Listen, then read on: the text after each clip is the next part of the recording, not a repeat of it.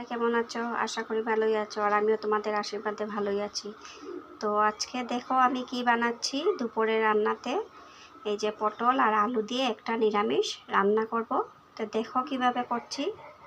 প্রথমে আলু 4টা নিয়েছি, আলু 4টাকে প্রেসার কুকারে সিদ্ধ করে নেব, আর পটলগুলোকে কেটে নিয়ে নিচ্ছি। এই যে বন্ধুরা, পটলগুলো আমি কেটে নিয়েছি, এখন নুন হলুদ দিয়ে মেখে নেব। এই যে কীভাবে কেটেছি দেখো, এই যে পিছনটা এইভাবে রেখেছি, এই যে এইভাবে কেটে নিয়েছি।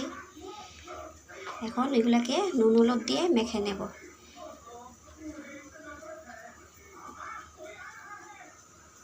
যে আমার মাখা হয়ে গেছে, অল্প নুন আর চিনি দিয়ে।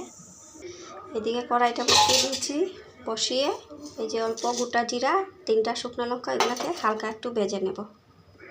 যে হালকা একটু ভাজা হয়ে গেছে, এখন নামিয়ে দেব। পটলটাকে বড়া করার জন্য এখানে চাউলের গুঁড়া নিয়েছি, অল্প হলুদ নিয়েছি, কালো জিরা নিয়েছি আর নুনটা নিয়েছি। এগুলো সব একসাথে মেখে নেব, মিক্সড করে নেব। মাখা হয়ে গেছে আমার, এখন পটলের বড়াটা বসিয়ে দেব। এখানে কড়াইটা বসিয়ে সাদা তেলটা দিয়ে দিচ্ছি, পটল বড়াটা বসিয়ে দিচ্ছি। বড়াটা উল্টিয়ে দিয়েছি, এখন ভালো থেকে হয়ে যাক বড়াটা। আলুগুলো সিদ্ধ করে কেটে নিয়েছি এইভাবে গুট গুট করে। বড়াগুলো হয়ে গেছে, এখন নামিয়ে নেব। এখন এগুলাকে বেটে নেব। এখানে সব পটলগুলো আমার ভাজা হয়ে গেছে। ভাজা মশলাটা বেটে নিয়েছি এই যে এখানে পাটাতে। যে পটল ভাজার তেলে আলুগুলোকে ভাজা করে নেব আগে।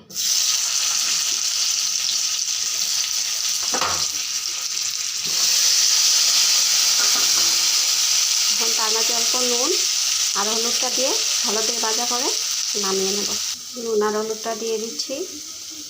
এখানে আমার ছেলে বেগুনের বড়া খাবে, তার জন্য বেগুনের বড়াটা করেছি।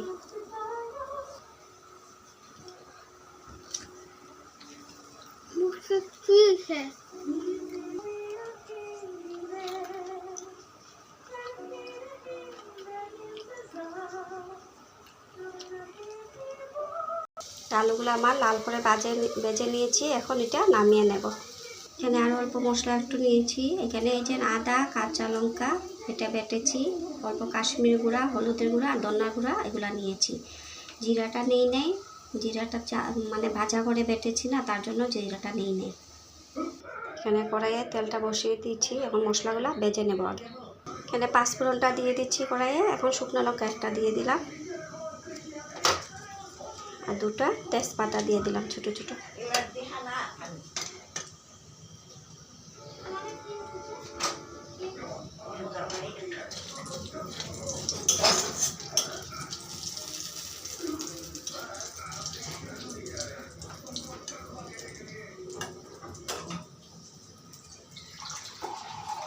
এখানে মশলাতে নুনটা দিয়ে দিলাম স্বাদ মতো। এই যে পাঁচফোড়নটা হয়ে গেছে, কালো হয়ে গেছে, এখন মশলাগুলো দিয়ে দেব।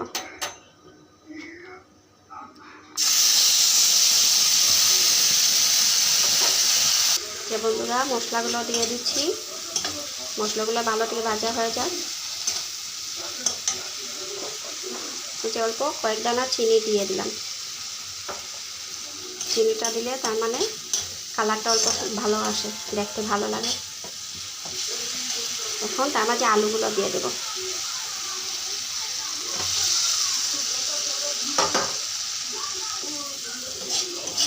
আলুগুলো দিয়ে দিলাম, এখন ভালো থেকে অল্প ভেজে নেব। ভালো থেকে ভাজা হয়ে গেছে, এখন ভাজা মশলাটাও দিয়ে দেবো একবারে। এই যে ভাজা মশলাটাও দিয়ে দিলাম, আরও অল্প সময় ভেজে নেব। দেখো বন্ধুরা, কালারটা কেমন এসেছে, আমার পুরা হয়ে গেছে। এখন গরম জলটা করে রেখেছি, গরম জলটা দিয়ে দেব।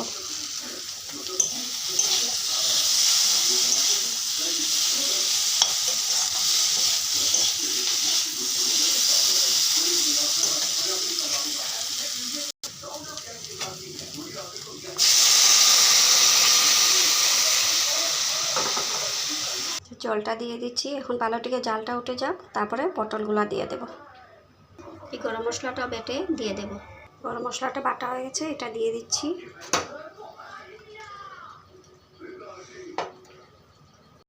এখন সব বড়াগুলো দিয়ে দেব পটলের।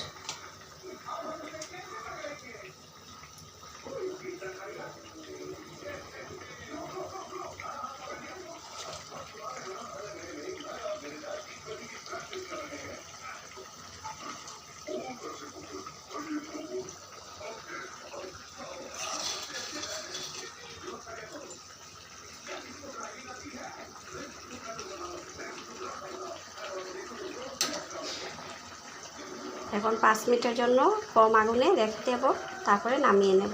যে 2-3 পিস আলু ভেঙে নিয়েছি, ওইটা দিয়ে দেবো এখানে। তো তরকারিটা অল্প গ্রেভি টাইপের হবে। রান্না হয়ে গেছে, এখন অল্প ঘি দিয়ে দেবো। এই যে ঘিটা দিয়ে নামিয়ে নেব।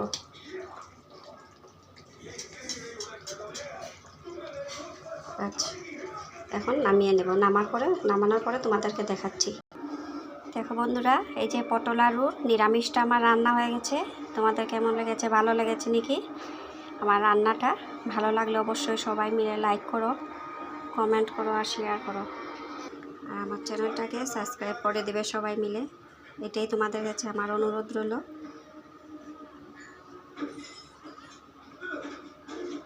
যে পটল আলু দিয়া নিরামিষ রান্নাটা। চলো যাওয়া যাক, এখন দেখা হবে আবার পরের আর একটা ভিডিওতে। সবাই ভালো থাকো।